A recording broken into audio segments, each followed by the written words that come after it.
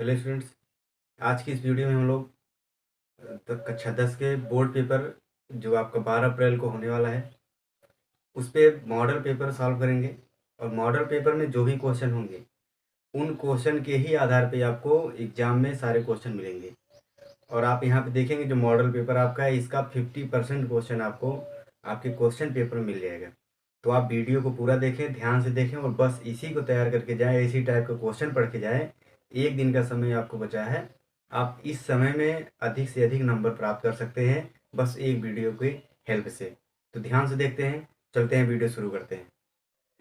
देखिए, इसमें आपका पहला क्वेश्चन दिया गया है कि सभी खंड करना है, आपको बहुविकल्पी प्रश्न है। इसमें आपके 5 क्वेश्चन है, पांचों आपके एक एक नंबर के हैं। तो यहाँ पे हम देखेंगे जो पहला क्वेश्चन दिया गया है इसमें है कि निम्नलिखित में से कौन सा सह अभाज्य संख्याओं का युग्म है।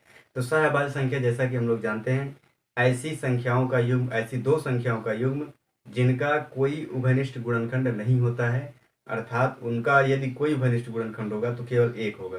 तो इन चारों ऑप्शन देखिए, आपका जो क्वेश्चन है उसमें आपको ये दिया गया है 34 और 35। इनमें देखेंगे तो इनका उभयनिष्ठ गुणनखंड 7 मिलेगा। 18 और 25 देखिए, इसमें आप देखेंगे तो इसका कोई उभयनिष्ठ गुणनखंड नहीं मिलेगा एक के अतिरिक्त। तो यहाँ पे शायद आपका यही क्वेश्चन सही हो जाए। तो आपका दूसरा वाला ऑप्शन क्या होगा, इसमें सही रहेगा। ठीक, इसका देखिए दूसरा नंबर है द्विघात समीकरण के मूलों का गुणनफल ज्ञात करना है। द्विघात समीकरण आपका क्या है, द्विघात समीकरण है 3x² - 4ax = 0। तो आप जैसा कि जानते हैं मूलों का गुणनफल किसके बराबर होता है, मूलों का गुणनफल बराबर होता है c/a। आप द्विघात समीकरण को फिर से देखिए और वहाँ पे दो मूल होते हैं द्विघात समीकरण में, मूलों के योगफल और गुणनफल। उनके बारे में आप फिर से एक बार पढ़िए और वहाँ पे आपको मिलेगा कि मूलों का गुणनफल बराबर c/a होता है। तो आप इस समीकरण देखेंगे तो यहाँ पे c का मान 0 है और a का मान 3 है। तो इस प्रकार से मूलों का गुणनफल कितना मिल जाएगा, 1। तो इसमें आपका पहला ऑप्शन सही हो जाएगा। तो इसका जो पहला ऑप्शन 0 दिया गया है यही आपका करेक्ट है। तीसरे क्वेश्चन देखिए, इसमें दिया है समरूप त्रिभुजों की विशेषता क्या होती है। तो समरूप त्रिभुज की विशेषता के बारे में जैसा कि आपको पता है कि दो त्रिभुज समरूप तभी होते हैं जब उनके तीनों संगत भुजाएं समानुपाती हों, या तीनों संगत कोण बराबर हों, या दो भुजा का अनुपात बराबर हो और उनके बीच का एक कोण बराबर होगा। तो इसमें देखो कौन सा आपका ऑप्शन है जो तीनों में से कोई एक मिल रहा है। तो पहला देखो दिख रहा है कि उनकी संगत भुजाएं समानुपातिक हो। तो उनकी संगत भुजाएं समानुपातिक होंगी तो वो त्रिभुज कैसा होगा, समरूप होगा। तो इसमें आपका पहला ऑप्शन सही हो जाएगा। और दूसरा देखो दिया संगत कोण बराबर हो, तो संगत कोण भी बराबर होते हैं तो दूसरा ऑप्शन भी सही हो जाएगा। तो इसमें आपको तीसरा जो ऑप्शन दिया है उपर्युक्त में से दोनों, तो पहला और दूसरा दोनों, अर्थात इसका तीसरा ऑप्शन क्या होगा वो आपका करेक्ट हो जाएगा। क्लियर। 4 नंबर क्वेश्चन देखो निम्नलिखित में से कौन सी केंद्रीय प्रवृत्ति की माप नहीं है। केंद्रीय प्रवृत्ति की माप में जैसे आप सांख्यिकी चैप्टर पढ़े हैं, वो सांख्यिकी चैप्टर आपका केंद्रीय प्रवृत्ति की माप में है। उसमें आपको माध्य बताया गया, माध्यिका बताया गया, बहुलक बताया गया, लेकिन मानक विचलन नहीं बताया गया। तो ये जो मानक विचलन है ये आपका क्या होता है, केंद्रीय प्रवृत्ति की माप नहीं है। क्लियर। तो इसका चौथा ऑप्शन क्या हो जाएगा, आपका सही हो जाएगा, जो कि है मानक विचलन। अब देखो लास्ट इसमें है बहुविकल्पी में दो बिंदुओं के निर्देशांक -8 0 और दूसरा निर्देशांक दिया गया है 0 -8। इसमें आपको कह रहा है कि इन बिंदुओं से बने रेखाखंड के मध्य बिंदु के निर्देशांक। तो आपको मध्य बिंदु का फार्मूला पता है। मध्य बिंदु का फार्मूला क्या होता है, x1 plus x2/2 y1 plus y2/2। तो आप यहाँ पर रखोगे तो देखो x1 प्लस x2 -8 प्लस 0, यहाँ पे -8 रखें, यहाँ 0 रखो तो -8/2 तो -4 आएगा। और y1 प्लस y2 0 और -8 जोड़ेंगे फिर -8 आएगा तो -8/2 -4। इस प्रकार से मध्यबिंदु का निर्देशांक क्या होगा, -4 4। तो इसमें आपका कौन सा ऑप्शन सही हो जाएगा, तीसरा ऑप्शन आपका सही हो जाएगा। क्लियर है। दूसरा क्वेश्चन देखेंगे, इसमें भी आपको 4 क्वेश्चन मिलेंगे, चारों आपके एक एक नंबर के हैं। तो आपको एक लाइन में इसका आंसर देना है, यदि एक लाइन में बनता है तो एक लाइन में, बहुत ज़्यादा बड़ा नहीं लगाना है, छोटे क्वेश्चन होंगे जो एक नंबर के होंगे। तो पहला इसमें देखो दिया है द्विघात समीकरण है, इसका विविक्त कर ज्ञात करना है और फिर मूलों की प्रकृति बताना है। तो आप देखो क्वेश्चन आपका दिया है 2x² - 4x + 3 = 0। तो ये आपका द्विघात समीकरण है। इसमें देखो a बराबर क्या होगा, a का मान 2 होगा, b का मान -4 होगा और c का मान 3 होगा। तो विविक्त कर ज्ञात करने का फार्मूला क्या है, d equal to B square minus 4ac। b का मान कितना है, -4 है, इसका स्क्वायर, a का मान 2, c का मान 3, तो ये हो गया 16 माइनस 4 दूना 8 3 24, तो ये आपका आ गया -8। तो आप रखो, क्योंकि d का मान क्या है, 0 से छोटा है, आपका विविक्त कर तो -8 मिल गया। अब मूलों की प्रकृति क्या बताएंगे, क्योंकि d का मान 0 से छोटा है इसलिए इसके मूल कैसे होंगे, मूल काल्पनिक होंगे और असमान होंगे। आई बात समझ में। तो आपको इतना करना है, इतना करने पे आपको 1 नंबर मिल जाएगा। क्लियर है। दूसरा क्वेश्चन देखिए दिया है, कॉट ए का मान दिया है, साइन और कॉस ए का मान ज्ञात करना है। तो इसमें देखो आपको 15 कॉट ए बराबर 8 दिया है, तो यहाँ से हम लिख सकते हैं कॉट ए बराबर कितना हो जाएगा, 8/15 हो जाएगा। तो कॉट ए का फार्मूला क्या होता है, आप जानते हैं कि यह आधार बटे लंब होता है। तो आपको आधार दिया है, लंब दिया है, तो साइन कास याद करने के लिए आपको लंब बटे कर्ण, कास बटे आधार बटे कर्ण ये चाहिए, तो कर्ण चाहिए। तो यदि आपको आधार दिया है 8 और लंब दिया है 15, तो कर्ण कैसे ज्ञात करेंगे, तो आप जानते हैं कर्ण स्क्वायर बराबर क्या होता है, लंब का स्क्वायर प्लस आधार का स्क्वायर। तो लंब आपका कितना है 15 का स्क्वायर, कर्ण सॉरी आधार कितना है 8, तो 8 का स्क्वायर, ये हो गया 225 प्लस 64, जोड़ देंगे 289 हो जाएगा। तो कर्ण का स्क्वायर आपका कितना है 289, तो कर्ण कितना हो जाएगा, कर्ण आपका आ जाएगा 17। तो अब आप बताइए साइन ए का मान कितना होगा, साइन ए होता है लंब बटे कर्ण, तो लंब कितना है 15, कर्ण कितना है 17, तो ये साइन ए का मान हो गया। फिर कॉस ए का मान कैसे ज्ञात करेंगे, ये होता है आधार बटे कर्ण, तो आधार कितना है, आधार है 8, कर्ण कितना है 17, तो ये कॉस ए का मान हो जाएगा।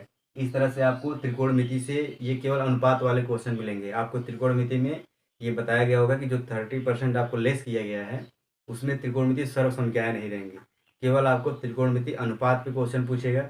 और जो कोणों के लिए त्रिकोणमिति अनुपात है, जैसे साइन 30 अंश, 60 अंश, 90 अंश, ऐसे जो मान होंगे उन पे आधारित क्वेश्चन, केवल 2 टाइप के आपके क्वेश्चन मिलेंगे त्रिकोणमिति चैप्टर से। क्लियर है।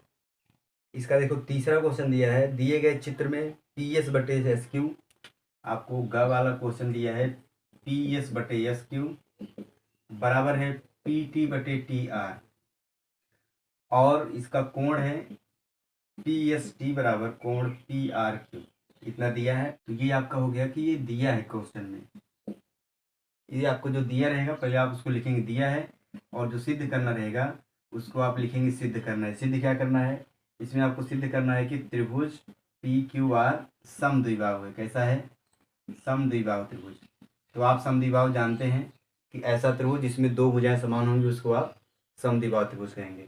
इसका फिगर देखो आपको दिया गया है बुक में, पेपर में आपको दिया है, ये P है, एक Q है, ये R है, और एक भुजा एस टी है। तो ये कोण इसके बराबर देखो दिया है, पी एस टी ये कोण, पी आर क्यू ये कोण आपको बराबर दिया है। तो आप जरा सा इसमें देखो, जब आप हल करते हैं तो क्या लिखते हैं, प्रमाण लिखते हैं। अब आप देखो आपको क्वेश्चन दिया है कि पी एस बटे एस क्यू बराबर क्या है, पी टी बटे टी आर। आप देखो ये अनुपात और ये अनुपात बराबर दिया है, ये अनुपात बराबर दिया है। अच्छा, जब ये अनुपात इसके बराबर दिया है तो आप क्या लिख सकते हैं, इसलिए त्रिभुज पी क्यू आर में आप लिख सकते हैं कि एस टी समांतर होगा किसके, क्यू आर के। कैसे, प्रमेय से। आप प्रमेय जानते हैं, यदि किसी त्रिभुज में दो भुजाओं को समान अनुपात में बांटने वाली कोई तीसरी भुजा खींची जाए तो वह भुजा इस भुजा के क्या होगा, समांतर होगा।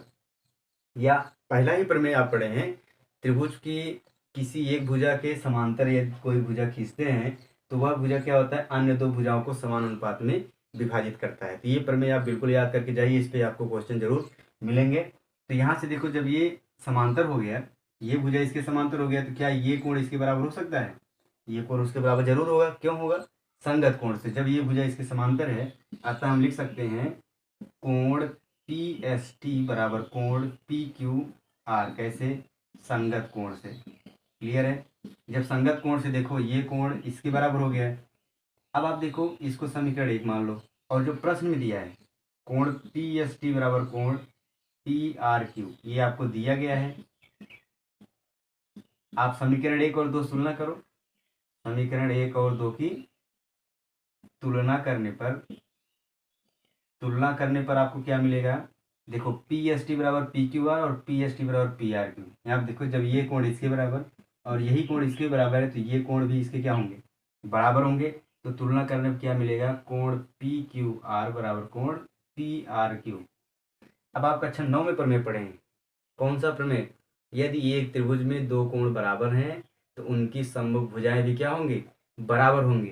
तो इस तरह से आप त्रिभुज पी क्यू आर में देखो, जब ये कोण इसके बराबर है तो इस कोण के सामने भुजा पी क्यू और इस कोण के सामने भुजा पी आर भी क्या होगी, बराबर होगी। इसलिए हम लिख सकते हैं पी क्यू बराबर पी आर। कैसे, प्रमेय से। अब आप देखो जब एक त्रिभुज में दो भुजा बराबर है तो त्रिभुज कैसा होगा, अतः त्रिभुज पी क्यू आर कैसा है, समद्विबाहु है, समद्विबाहु है। क्लियर। आपको ऐसे क्वेश्चन एग्जाम में जरूर मिलेंगे। आप बस क्वेश्चन इसको देखिए और इस टाइप के 1-2 क्वेश्चन और लगा लीजिए, आपका 100% आपका क्वेश्चन सॉल्व हो जाएगा। घ वाला क्वेश्चन देखिए, एक 40 सेंटीमीटर ऊंचाई आपकी है 40 सेंटीमीटर। शंकु के छिन्नक की वृत्ताकार सिरों की त्रिज्याएं 38 सेंटीमीटर और 8 सेंटीमीटर है। R1 बराबर है 38 सेंटीमीटर और R2 है 8 सेंटीमीटर। त्रिज्याएं दी गई हैं। शंकु के छिन्नक की तिर्यक ऊंचाई याद कीजिए। अब देखो तिर्यक ऊंचाई याद करने का फार्मूला क्या है, आपको कुछ नहीं करना है, डायरेक्ट इसका फार्मूला रखना है। तिर्यक ऊंचाई अर्थात यल बराबर क्या होता है, root H square plus R1 minus R2 का स्क्वायर। तो आप यहाँ रखोगे एच कितना है 40, तो 40 का वर्ग हो गया प्लस 38 माइनस 30, 38 माइनस 8 का स्क्वायर, तो 40 का स्क्वायर हो जाएगा 1600 और ये होगा 30, 30 का स्क्वायर 900, तो 16 9 2500 आ जाएगा। 2500 का वर्गमूल आपका आ जाएगा 50 सेंटीमीटर। तो उसकी तिर्यक ऊंचाई यल बराबर कितना आ जाएगा, 50 सेंटीमीटर। आप शंकु के छिन्नक अर्थात जो आपका पृष्ठीय क्षेत्रफल वाला चैप्टर है, बेलन आपका वृत्त, बेलन, शंकु, गोला, अर्धगोला, ये सारी चीज़ें आप बिल्कुल तैयार करके जाएं, क्योंकि यहाँ से फिक्स रहते हैं क्वेश्चन, आपको मिलने ही मिलने हैं। तीसरे क्वेश्चन में आपको पहला क्वेश्चन दिया है कि सिद्ध कीजिए कि √3 एक अपरिमेय संख्या है। तो √3 एक अपरिमेय संख्या है। आप पहले चैप्टर में देखेंगे कि जो अपरिमेय संख्या सिद्ध करना होता है वहाँ से आपको एक क्वेश्चन 2 क्वेश्चन फिक्स रहता है। तो इसको आप ध्यान से देखेंगे कि इसमें दिया गया है कि √3 एक अपरिमेय संख्या है, आपको सिद्ध करना है, अपरिमेय सिद्ध करना है। तो आप इसमें क्या करेंगे, सबसे पहले आप मान लेंगे, माना √3 एक परिमेय संख्या है। कैसी संख्या है, परिमेय संख्या है। अच्छा, जब इसको आप परिमेय संख्या मान लेंगे तो इसको आप a/b के रूप में लिख सकते हैं। और कोई भी परिमेय संख्या होती है तो उसमें जो उसका अंश और हर होता है अर्थात ab, ये कैसा होता है, सह अभाज्य होता है। कैसा रहेगा, सह अभाज्य रहेगा। क्लियर। अब इसको देखो आप ऐसा लिख सकते हैं कि गुणा कर दीजिए तो √3b = ये हो जाएगा।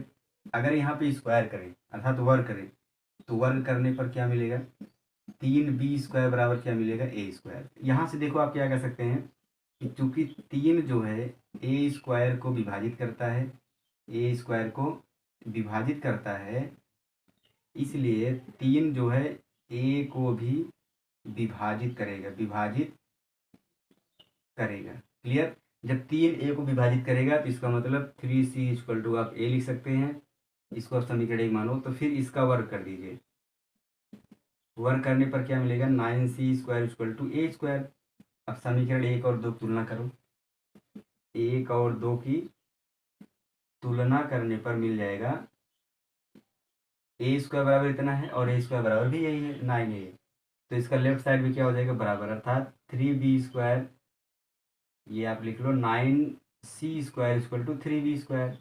3 9 कैंसिल, यहाँ 3 आ जाएगा तो अर्थात 3c² = b²। तो आप देखो यहाँ से, जैसे यहाँ पे 3b² = a² था तो आपने कहा कि 3 जो है ये स्क्वायर को विभाजित कर रहा है, इसी प्रकार से 3 किसको विभाजित करेगा, b² को। आप यहाँ पे लिख देंगे क्योंकि 3 जो है b² को विभाजित करता है, विभाजित करता है, इसलिए 3 जो है b को भी विभाजित करेगा, विभाजित करेगा। क्लियर। अब यहाँ पे देखो 3 ए को भी विभाजित कर रहा है और 3 ही बी को भी विभाजित कर रहा है। और यहाँ पे हमने लिखा क्या है, ए बी सहभाज्य संख्या है। लेकिन यहाँ पे सहभाज्य का मतलब क्या होता है, उनका कोई उभयनिष्ठ गुणनखंड नहीं होता है। जब 3 ए और बी दोनों काट रहा है, इसका मतलब उसका एक उभयनिष्ठ गुणनखंड 3 है। तो यहाँ पे लिख सकते हैं क्योंकि ए बी का एक उभयनिष्ठ गुणनखंड 3 है, जबकि हमने माना है कि ए बी सहअभाज्य संख्या है, सहभाज्य है। इसलिए हमारी कल्पना क्या है, हमारी कल्पना गलत है। अतः √3 एक अपरिमेय संख्या है, अपरिमेय संख्या है। क्लियर है? आपको इसको रट के ही जाना चाहिए, क्योंकि करड़ी में 2 आपको दे देगा, करड़ी में 3 दे देगा, करड़ी में 5 दे देगा, ये सिद्ध करने के लिए कि यह एक अपरिमेय संख्या है। तो ये क्वेश्चन आप लिख के ले लीजिए कि एग्जाम में आपको मिलेगा और 2 नंबर आपको जरूर देगा। इसका दूसरा क्वेश्चन खा वाला क्वेश्चन है। आपको 2 चर रैखिक समीकरण से दिया है। प्रश्न में कह रहा है कि इस समीकरण में आपको जो समीकरण दिया गया है, इसका कह रहा है कि ए का मान ज्ञात कीजिए जिसके लिए निकाय के अपरिमित रूप से अनेक हल हैं। तो आप जानते हैं कि 2 समीकरण दिया है, उनका अनेक हल होता है। तो वो रेखाएं कैसी होती है, संपाती होती है। और जब संपाती होती है तो उनके गुणांकों के बीच क्या संबंध होता है, a1/a2 बराबर b1/b2 बराबर c1/c2। तीनों अनुपात क्या होते हैं, बराबर होते हैं। तो आप यहाँ पे क्या लिख लेंगे, सबसे पहले आप यहाँ से ए बी सी का मान लिख लेंगे। तो इस समीकरण में पहले वाले समीकरण से a1 का मान है a, b1 का मान है 2 और c1 का मान क्या है 2 को आप इधर करें, क्योंकि आपका मानक समीकरण ax + by + c = 0 होता है। तो जब भी आप ए बी सी लिखें तो c बाएं तरफ रख कर ही रखेंगे। जब ये इधर आएगा तो -2 हो जाएगा। दूसरे समीकरण देखो, a2 क्या है 8 है, b2 आपका a है, c2 आपका -4 है। तो आप रखेंगे चूंकि अपरिमित रूप से अनेक हल हैं, अपरिमित रूप से अनेक हल हैं,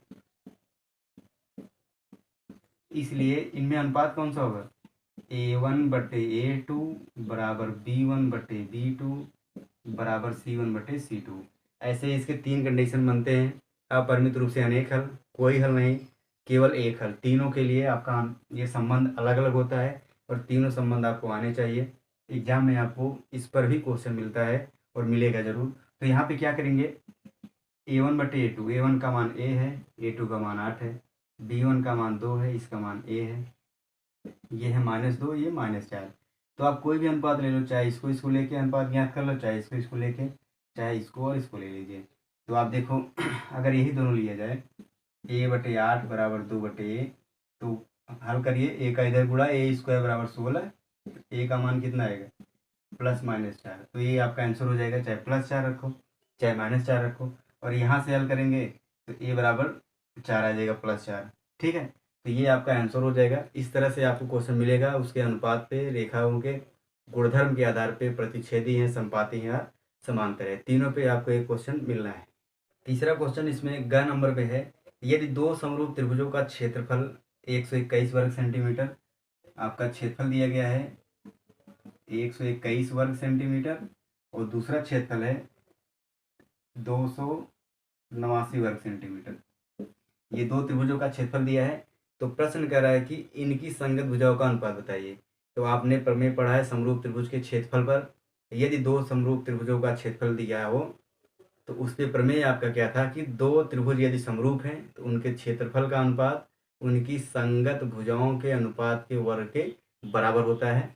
तो आप लिख सकते हैं कि ये मान लीजिए त्रिभुज ए बी सी का क्षेत्रफल दिया है कितना 121 वर्ग सेंटीमीटर, और ये आपका है डी ई एफ का क्षेत्रफल कितना है 289 वर्ग सेंटीमीटर। तो आप रखेंगे प्रमेय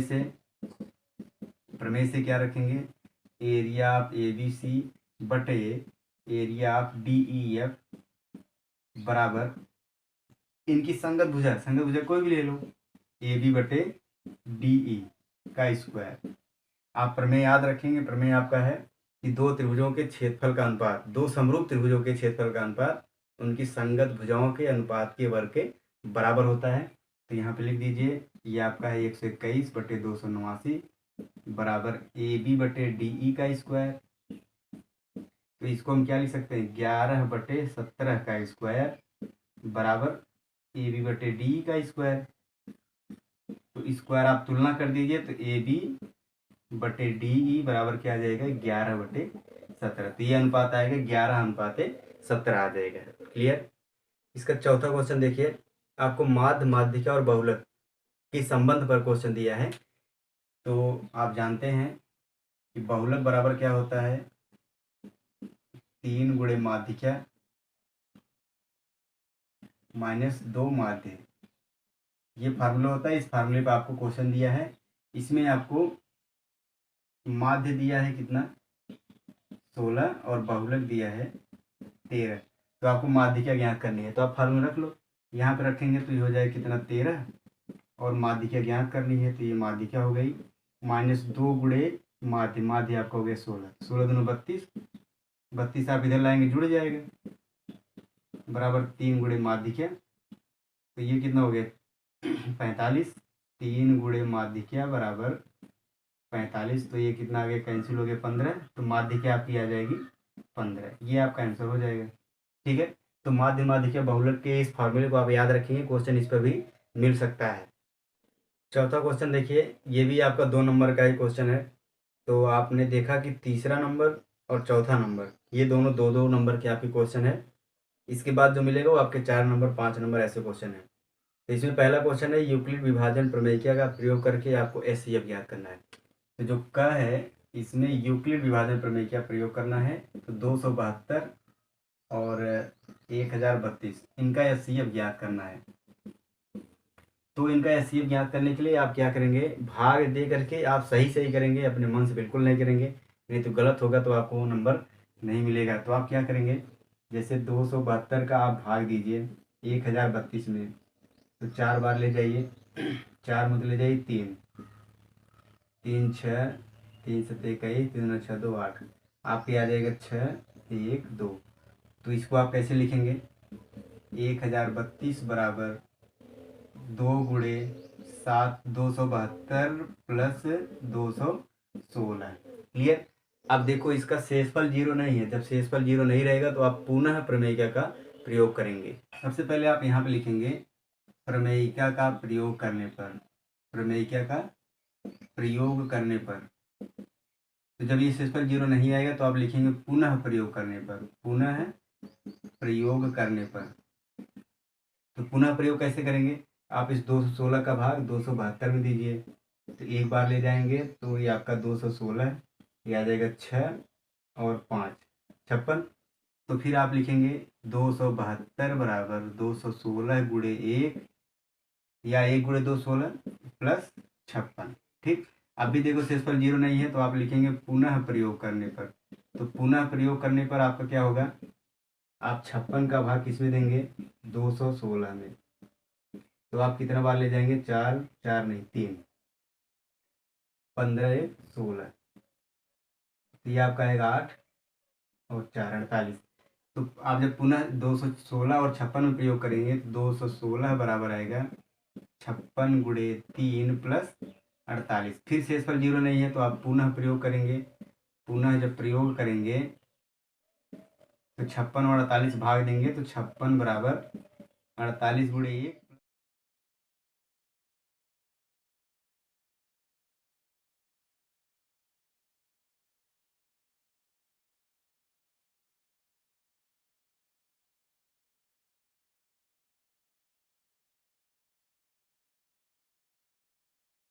इसका दूसरा क्वेश्चन देखिए, त्रिभुज से लिया गया है कि एक त्रिभुज एबीसी की भुजा बीसी पर एक बिंदु डी इस प्रकार है कि ए डी सी बराबर बी ए सी। तो सबसे पहले हम क्या करें, एक फिगर बनाएं। आप फिगर हमेशा राइट साइड में ही बनाएंगे, लेफ्ट साइड से लिखना शुरू करेंगे। फिगर आपका है, इसमें ए बी सी आपका त्रिभुज हो गया। इस त्रिभुज में कह रहा है कि बी सी पर एक बिंदु डी इस प्रकार है, यहाँ पे डी ले लीजिए, जिससे कि ए डी सी ये वाला कोण किसके बराबर है, बी ए सी के। बी ए सी ये पूरा जो कोण है ये कोण इसके बराबर है। तो आप लिखेंगे दिया है, क्या दिया है, त्रिभुज ए बी सी में कोण ए डी सी बराबर कोण बी ए सी, ये दिया है। आपको सिद्ध क्या करना है, सी ए का स्क्वायर बराबर C B into C D. आपको सी ए का स्क्वायर बराबर क्या लाना है, C B into C D. Clear. चलिए हल करते हैं। तो हल करने के लिए आप लिखेंगे प्रमाण। तो जब भी आपको ये स्क्वायर लाना हो, एक स्क्वायर हो, दो आपका गुणनफल हो, तो आप समझ लीजिए कि वो समरूप त्रिभुज का ही प्रयोग करना है। दो त्रिभुज हमें समरूप दिखाना है और उसके संगत भुजा के अनुपात को बराबर करके पक्षांतर कर देना है, ये आ जाएगा। तो आप देखो समरूप त्रिभुज किसको किसको करना है। आप यहाँ पे चार भुजा पहचान लो, सी बी आपके बड़े वाले त्रिभुज में, सी डी इस छोटे वाले त्रिभुज में, और सी ए इस छोटे वाले त्रिभुज में भी है, सी ए इस बड़े वाले त्रिभुज में है। तो आपको किसको समरूप करना है, एक ये छोटा वाला त्रिभुज और एक ये बड़ा वाला त्रिभुज। चलिए ले लेते हैं त्रिभुज ए बी सी और त्रिभुज ए डी सी में। आप देखो त्रिभुज को समरूप करने के लिए आपको तीनों संगत कोण बराबर चाहिए, या दो कोण भी बराबर मिल जाए तब भी समरूप हो जाता है, या तीन भुजा का अनुपात बराबर चाहिए। तो यहाँ पे देखो ये कोण बराबर दिया है, इस त्रिभुज का ये बड़ा वाला कोण बी ए सी बराबर किसके दिया है, ए डी सी के। ये आपको लिखना है कि दिया है। अच्छा ये वाला कोण देखो, ये छोटे वाले त्रिभुज में भी है, बड़े वाले त्रिभुज में भी है, तो उभयनिष्ठ हो गया। तो इसको हम लिख सकते हैं कोण सी बराबर कोण सी उभयनिष्ठ। जब दो कोण बराबर हो गए, किसी त्रिभुज दो त्रिभुज में दो संगत कोण बराबर हो गए, तो तीसरा कोण अपने आप बराबर हो जाएगा, उसको लिखने की जरूरत नहीं है। इसलिए आप लिख सकते हैं कि त्रिभुज ए बी सी समरूप त्रिभुज ए डी सी। कैसे, कोण कोण से। अच्छा जब समरूप हो गया तो हम लिख सकते हैं इसके संगत कोण बराबर भी लिख सकते हैं। अतः प्रमेय से हम क्या लिख सकते हैं, प्रमेय से हम लिख सकते हैं क्या कि संगत भुजा बराबर। आप पहले बड़े वाले त्रिभुज में देखो, बड़े वाले त्रिभुज में आप देखो ये कोण इसके बराबर है, तो इस कोण के सामने भुजा कौन है, बी सी है, तो बी सी हो गया।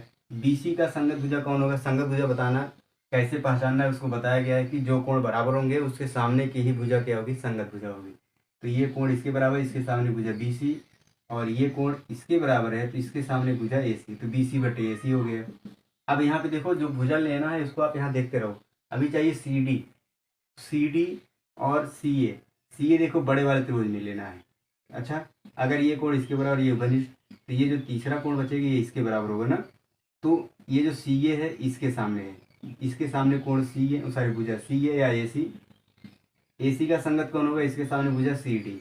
अब आप पक्षांतर करो, इसका इधर गुणा करो, तो ए सी का स्क्वायर बराबर B C into C D. देखो यही आपको सिद्ध करना है, ठीक है। तो आप दोनों त्रिभुज समरूप कर लेंगे, समरूप करके उनकी संगत भुजा का अनुपात बराबर करेंगे तो आपको ये अनुपात जो सिद्ध करना है मिल जाएगा।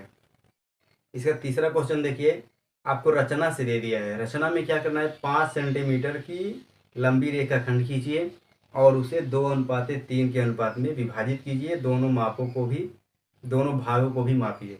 देखो कितना सरल है। आप क्या करेंगे, सबसे पहले 5 सेंटीमीटर रेखा खींच लो, 5 सेंटीमीटर रेखा खींच लो, उसका नाम कुछ रख लो। फिर इसको 2:3 के अनुपात में विभाजित करना है। तो आप क्या करेंगे, एक न्यून कोण बनाती हुई रेखा ए एक्स खींचेंगे। आप देखो 2:3 का अनुपात चाहिए, तो इनके अनुपातों को अगर जोड़ा जाए तो कितना आ जाएगा, 5 होगा। तो इसको क्या करेंगे, ए एक्स को 5 बराबर भागों में विभाजित कर दीजिए। ठीक, क्लियर। तो 1 2 3 4 5, 5 भाग लेना है, छठवां नहीं। तो आप क्या करेंगे, इस लास्ट वाले भाग को आप इससे मिला दो। क्लियर। अब 2:3 चाहिए तो दूसरा भाग कहाँ पे, यहाँ पे है। तो यहाँ से क्या करना है, इस भुजा के समांतर यहाँ से एक भुजा खींचना है। तो भुजा के समांतर कैसे खींचेंगे, आप कोण बनाते हैं। तो ये कोण आप पहले यहाँ पे एक आर्क खींचिए, फिर यहाँ लंगड़ा रखकर इधर एक आर्क खींचिए, फिर इसके बराबर कोण आपको बनाना है। तो क्या करना है, यहाँ पे लंगड़ा रखो और इस आर्क की माप ले लो यहाँ पे। तो ये जितना बड़ा है आप यहाँ पे लंगड़ा रख करके इधर एक ऐसे आर्क खींचेंगे, इसको मिला देंगे आगे। जैसे इसको आप नाप लिए, फिर यहाँ पे आप खींच दो, फिर इसको मिला देंगे, तो यही जो आपका बिंदु बनेगा सी या पी कुछ भी, ये आपको 2:3 के अनुपात में विभाजित कर देगा ए बी को। तो आप इसको लिखेंगे कैसे, आपको लिखना है, रचना के चरण आप बिल्कुल मत भूलिए। आप फिगर बनाइए, राइट साइड में फिगर बनाएंगे, फिर लेफ्ट में रचना के पद लिखेंगे। जैसे आपको क्वेश्चन दे दिया कि रचना कीजिए, तो तो अब ये नहीं आप सोचेंगे केवल हमें रचना ही करना है, रचना के पद नहीं लिखना है। जब तक आप रचना के पद नहीं लिखेंगे आपका आंसर सही नहीं माना जाएगा और नंबर भी नहीं मिलेगा। तो रचना के पद में आप कुछ करना भी नहीं है, जैसे आप बनाए वैसे लिख दीजिए, अपनी भाषा में लिख लीजिए, कोई गलत नहीं करेगा। आप गलत भी लिखेंगे तब भी सही होगा, बस आप लिखे रहेंगे। जैसे जैसे बनाए हैं, सर्वप्रथम एक 5 सेंटीमीटर रेखा खींचा, फिर एक नियम कोण बनाती रेखा खींचा, इसको 5 भागों में बांटा, फिर यहाँ से इसके समांतर एक रेखा खींचा। अतः बिंदु सी ए बी को क्या करता है, 2:3 के अनुपात में विभाजित करता है। इतना आप अपने मन से लिख दो, बिल्कुल मत छोड़िए, गलत ही लिखो लेकिन लिखो, आपको आंसर मिलेगा, उसका नंबर मिलेगा। देखिए इसका घ नंबर क्वेश्चन दिया है, ये भी आपका त्रिकोणमिति से लिया गया है। तो यहाँ पे कॉट थीटा का मान दिया है, साइन और कॉस का मान निकाल के इसमें रख देंगे तो इसका आंसर प्राप्त हो जाएगा। तो कॉट थीटा से आप साइन कॉस कैसे ज्ञात करेंगे, इसके लिए अभी मैंने इस पे एक क्वेश्चन बताया, यहाँ पे था। तो आप देखो कॉट थीटा बराबर क्या दिया है, 7/8। इसका फार्मूला होता है आधार बटे कर्ण, आधार बटे लंब। तो यहाँ पे आपको आधार दिया गया है 7 और लंब दिया गया है 8। तो कर्ण कैसे ज्ञात करेंगे, कर्ण का स्क्वायर बराबर होता है लंब का स्क्वायर प्लस आधार का स्क्वायर। आप इसमें रख के कर्ण ज्ञात कर लेंगे। तो कर्ण का स्क्वायर बराबर क्या आएगा, लंब आपका है 8, 8 का वर्ग 64, इधर 7, 7 का वर्ग 49, इसको जोड़ दीजिए तो 113 हो गया। आपका कर्ण कितना आ गया, √113, ये आपका कर्ण आ जाएगा। ठीक, तो यहाँ पे आपको साइन थीटा का मान कितना होगा, साइन का मान लंब बटे कर्ण, तो लंब है 8 बटे कर्ण 113। कॉस थीटा कितना होगा, आधार बटे कर्ण, आधार है 7 बटे कर्ण है कर्ण में 113। इन दोनों का मान आप यहाँ पर रखेंगे तो इसका आंसर मिल जाएगा।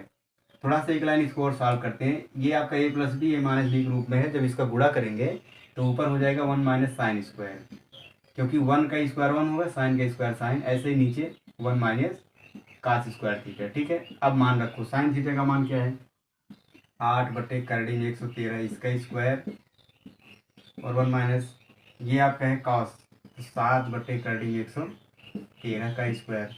तो आप देखो इसका स्क्वायर करेंगे हो गया 64 और ये 113 रूट हट जाएगा, फिर इसका स्क्वायर कर लो 49 बटे 113। अब इसको घटाइए तो इसका इधर गुणा होगा 113 - 64 बटे 113, यहाँ क्या आएगा 113 - 49 बटे 113, इसका इधर गुणा 113 113 कैंसिल, 113 में 64 घटाइए तो 49, 113 49 घटाएंगे तो 64, ये आपका आ जाएगा आंसर। ठीक है, तो जब भी साइन कॉस टेन त्रिकोणमिति से क्वेश्चन आपको मिले, एक अनुपात दिया रहे तो वहाँ से लंब कर्ण आधार तीनों में से तीनों मान आपको रहना जरूरी है। जब तीनों लंब कर्ण आधार मिल जाएगा तो आप जो भी क्वेश्चन दिया रहेगा उसमें आप रख करके उसका आंसर आसानी से ज्ञात कर सकते हैं।